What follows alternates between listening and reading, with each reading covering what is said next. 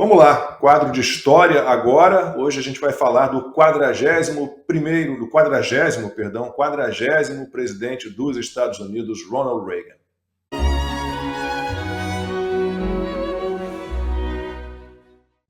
Nascido em 6 de fevereiro de 1911 em uma família humilde, Ronald Reagan aprendeu desde cedo o valor do trabalho duro, da resiliência e da fé. Com talento natural para a liderança, destacou-se nos esportes e na oratória, garantindo uma bolsa de estudos na Eureka College, onde estudou economia e sociologia. Após a faculdade, seguiu sua paixão pela comunicação, conseguindo um emprego como locutor esportivo de rádio, mas o destino tinha outros planos ainda maiores para ele. Nos anos 30, Hollywood o chamou. Reagan estrelou mais de 50 filmes e se tornou um nome conhecido, mas foi seu tempo como presidente do Sindicato dos Atores que moldou o seu futuro. Enfrentando a crescente influência do comunismo em Hollywood, ele se tornou um feroz defensor dos ideais americanos, antecipando a luta que definiria sua presidência. Em 1966, Reagan deu seu primeiro grande passo na política, vencendo a eleição para governador da Califórnia. Seu governo, baseado em princípios conservadores de liberdade individual e limitação de poder do Estado, preparou o terreno para a sua missão seguinte: liderar os Estados Unidos. Em 20 de janeiro de 1981, Reagan foi empossado como 40º presidente dos Estados Unidos. O país enfrentava uma crise econômica, inflação descontrolada, alto desemprego e um declínio na confiança nacional. No exterior, a União Soviética expandia sua influência e americanos estavam sendo mantidos reféns no Irã. Enquanto os Estados Unidos se reconstruíam, o mundo ainda estava em perigo. A União Soviética, antes vista como uma força inabalável, fortalecia seu domínio global. Durante décadas, os líderes americanos optaram por conter o comunismo, mas Reagan escolheu derrotá-lo.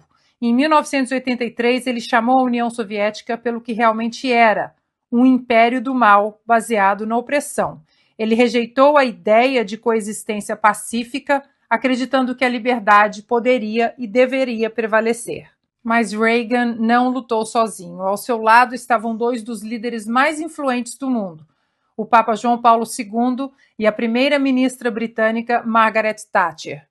João Paulo II, um papa polonês que sobreviveu à ocupação nazista, conhecia em primeira mão os horrores do totalitarismo. Juntos, eles trabalharam nos bastidores para apoiar o movimento Solidariedade na Polônia, fortalecendo uma resistência que abalaria as bases do Império Soviético. Do outro lado do Atlântico, Margaret Thatcher, a Dama de Ferro, foi a maior aliada política de Reagan.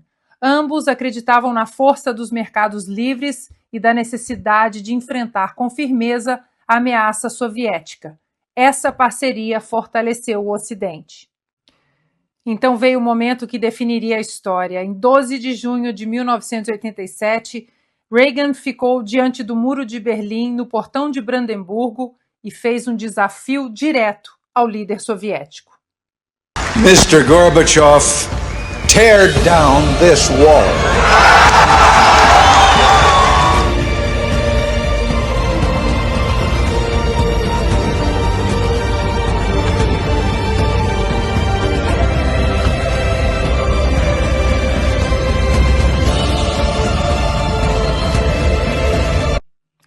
E apenas 2 anos depois, o povo de Berlim atendeu ao chamado.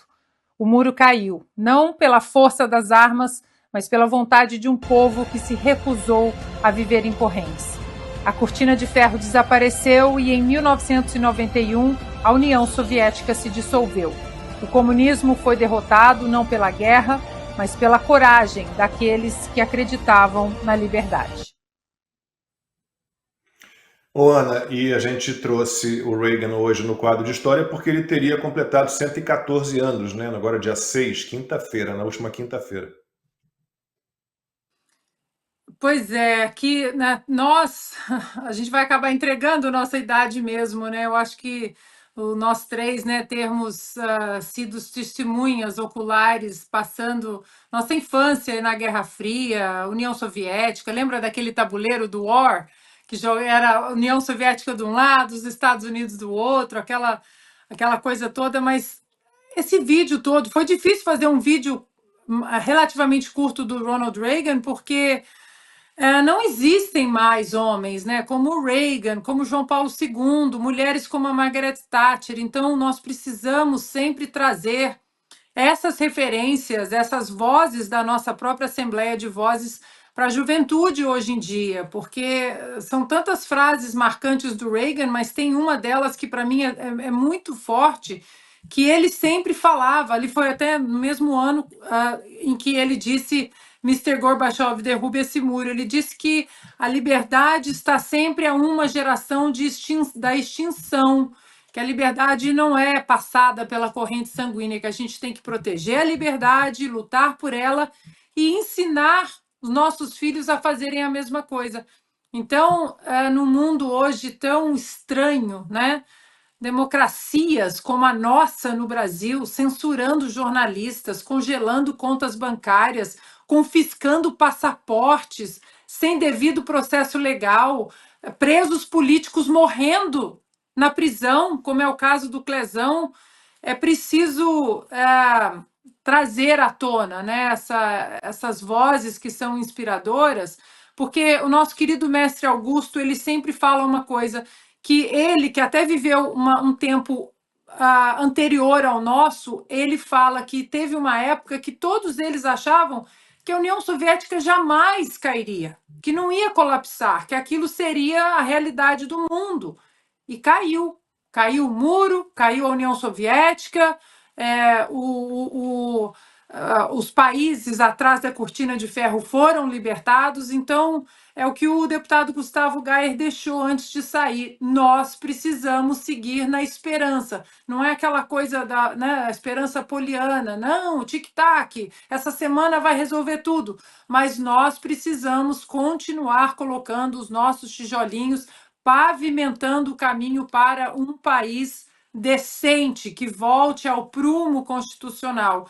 Imagina se, dentro do contexto todo da Guerra Fria, Reagan, Thatcher, João Paulo, deixa para lá que uma hora alguém resolve. Não, nós precisamos pegar esse legado deles e seguir transformando no que é real, até para a nossa realidade no Brasil.